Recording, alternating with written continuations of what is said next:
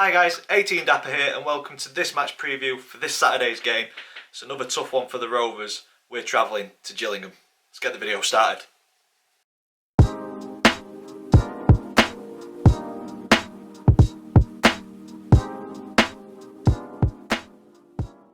Hi guys, welcome to this match preview. Gillingham versus Doncaster Rovers in League One this Saturday. It's a tough game up near the top of the table. If you're an existing subscriber, welcome back, thank you for returning. If this video has brought you to the channel, welcome. Please click that subscribe button so you don't miss any future content. And if you are new, this is a format that we go through match previews. We look at the previous meetings between the two teams, look at the current form.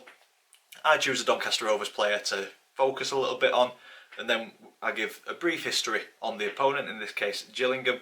I give my opinion on the one to watch for you guys, but you know your club better than what I do, so if I'm a mile out or wrong, let me know in the comments down below. And then me and the family have got a predictions league where we predict the scoreline of every league game this season, so there's an update on that at the very end. Well, just before my all-important score prediction for Saturday's fixture. But do stay tuned because there is movement on the predictions league table, so yeah, exciting stuff. But first, previous meetings.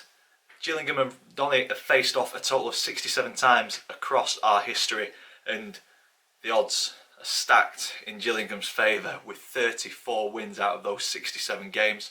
Rovers coming out on top on 14 occasions, and we've shared the spoils on 19 of those meetings.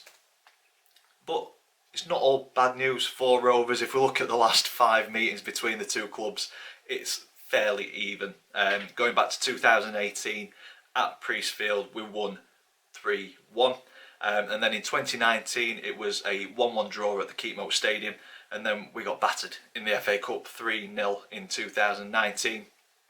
And then February of 2020 at Priestfield, got beat once again, 2-1. But then earlier this season, we came out on top at the Keepmoat Stadium, 2-1. So 2 wins each and 1 draw out of the last 5 means it may be a tighter affair than what our entire history points towards. I hope so anyway. Moving on to current form, slightly different. Rovers 2 wins, 2 defeats and a draw, and that makes it look slightly better than what it is, but I'll go into that in a little bit more detail in a second. Gillingham on the other hand, 4 wins and 1 defeat in their last 5. And Gillingham hit a bit of form recently and sit just outside of the playoffs in 9th place. And they'll be looking to get points on the board at every opportunity, because although they sit just outside of the playoffs, they have played 36 games, 2 more than pretty much everybody around them apart from Charlton. Everybody else is on 34 games. Donny are on 33, but if the result is big enough on Saturday, Gillingham could leapfrog the Rovers. I hope that is not the case come 5 o'clock on Saturday. But those 4 wins in 5 have been fantastic for Gillingham. Scored 12 times and only conceded 5 goals. So a tough nut to crack at the minute, and it's going to be a very tough game on Saturday in my opinion for the Rovers. And I say that because we're coming into this off the back of one of the poorest performances this season. On Tuesday night it saw us fall to a 3-0 defeat at Oxford, and it wasn't very pretty to watch. A very tough watch. First half defensively, not very good, passing over possession far too easily, and it's a very steep learning curve for Andy Butler. But I'll put my cards on the table right here. I'm quite happy with Andy Butler being the manager until the end of the season, and then I think we need to look at how the picture finishes before I make a judgment whether Andy should stay on next season or not. Social media, there's been a lot saying, or I've seen a lot saying we need to get a proper manager in, etc. It's so volatile looking at social media. When it first came in, everybody was saying fantastic appointment, it's good continuity, he knows the club, he knows the players, he knows the whole setup. 2 wins straight off the bat, and it was the best thing since sliced bread. And then we've hit a bit of a bump in the road and now people are wanting a proper manager in. I'm not one of those people. Backing Andy Butler until the end of the season. It is what it is. If we fall into mid-table, we fall into mid-table, and we'll have to rebuild next season, be that under Andy Butler or under another manager. But I think we've got to take into account the injury crisis at the Rovers, and how quickly Andy's having to learn at this level. So hopefully the fans start getting behind him a bit more. But for me, the players need to start putting those performances in that we've seen them do at the start of the season and up to kind of the midway point of the season. I think we've got a lot of confidence players that need to build the confidence, and when they've got that confidence, they can perform. And at the minute, it's showing that the lack of confidence through the team is having an impact everywhere. As I said, passing possession across far too easily, making silly mistakes. I think the 3 goals were all preventable on Tuesday night. Brad Halliday, a little bit isolated at right back, got taught a lesson in the first half, unfortunately, but he wasn't the only one that underperformed on the evening. So hopefully a couple of days on the training ground, we've ironed some of those out, and Andy's getting them fired up for Gillingham on Saturday. And as I mentioned, this could be the weekend where we drop out of the playoffs. It's kind of been coming over the last month or so. Out of our last 10 games, we've only accrued 8 points. 8 points out of 30 is not good enough for us and for playoffs. So this form needs to turn around very quickly if that top 6 aspiration is still there. And hopefully it starts on Saturday at Gillingham.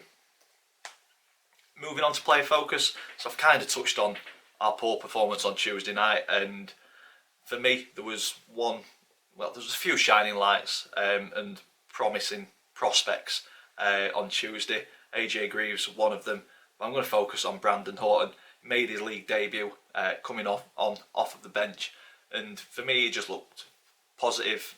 He looked full of energy. It looked like he was playing for the shirt, and I like that. One of our homegrown talents, and that's why I'm backing Andy Butler until the end of the season, and potentially further. I think if he's given the opportunity to build something, I think he'll be focusing on bringing through youth, not bringing in so many loan players, and using the loan market to kind of enhance the talent that we've got within the club. And Brandon Horton showed on Tuesday night that the talent is there. It just needs nurturing and giving an opportunity. So hopefully we get to see Brandon a little bit more throughout the season, towards the end of the season, along with AJ Greaves, Danny Amos, and so on. So yeah, Brandon Horton looked very positive and a promising prospect for the future. So maybe the future is bright for the Rovers. Moving on to the opponent, Gillingham, founded in 1893, currently managed by, I think everybody knows him, Steve Evans. He's one of those managers, Marmite manager. You either love him or hate him. And for this one, I sit on the hate him side of the fence. But he's one of those where I probably hate him because we come up against him and he sets his teams up so well.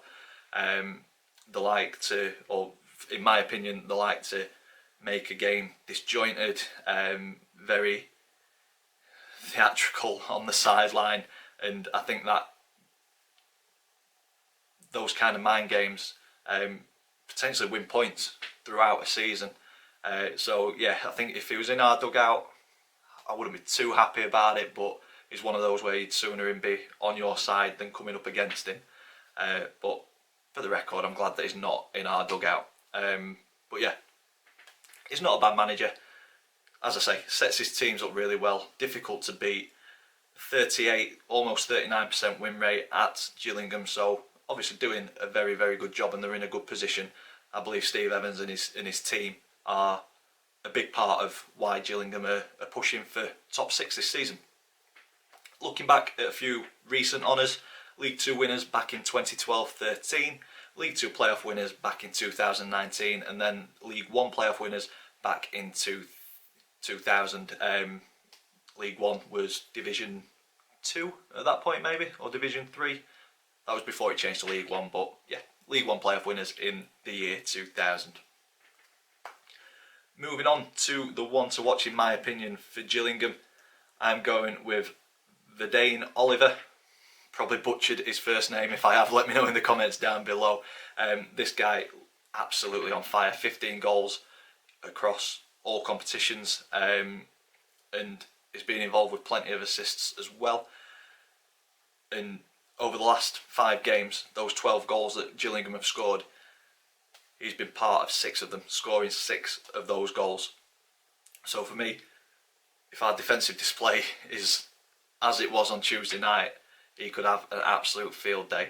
So we need to be on it. We need to ensure that he doesn't get any chances, because he's clearly shown that he knows where the back of the net is.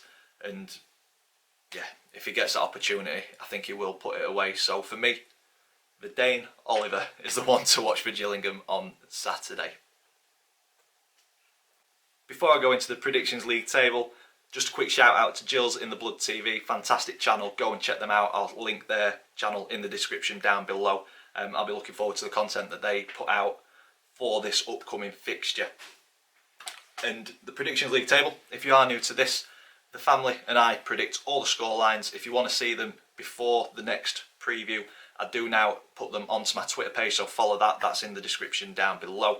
But yeah, if we get the scoreline spot on, we get 3 points. If we get the result of the game, or the outcome of the game right, but not the result, we get 1 point. And then if we get it completely incorrect, we get no points. And if you follow me on Twitter, you'll have seen positivity from Max and Chris with 2-1 wins predicted on Tuesday. Positivity kind of from my dad with a 1-1 draw, but I went with a 2-0 defeat. So that means I get the point. Chris, Dad and Max get no points, which moved me up to joint first. And how tight is that league table? Max, Dad and myself on 20 points, and Chris just drops down to bottom on 19 points. It's as tight as the League One table. It's going to go until the wire, so keep your eyes peeled on this one. And that brings me on to the score prediction. It's another tough one to predict. Gillingham, fantastic form, difficult to beat. Injuries are still there for the Rovers, but I think the confidence is the main issue at the minute. I think we just need one of those results to go our way. 90th minute off of Okanabiri's backside or something, just to get the points on the board, bit of confidence. But as I always do with these predictions, on the previews, I predict with my head and not my heart. If I'd predicted with my heart every time, it'd be a Rovers win. But yeah, again, with the head, I think we're going to struggle. I'm going with a 2-1 away defeat. Hope I'm wrong. Again, whenever I predict a draw or a defeat, I obviously want us to win.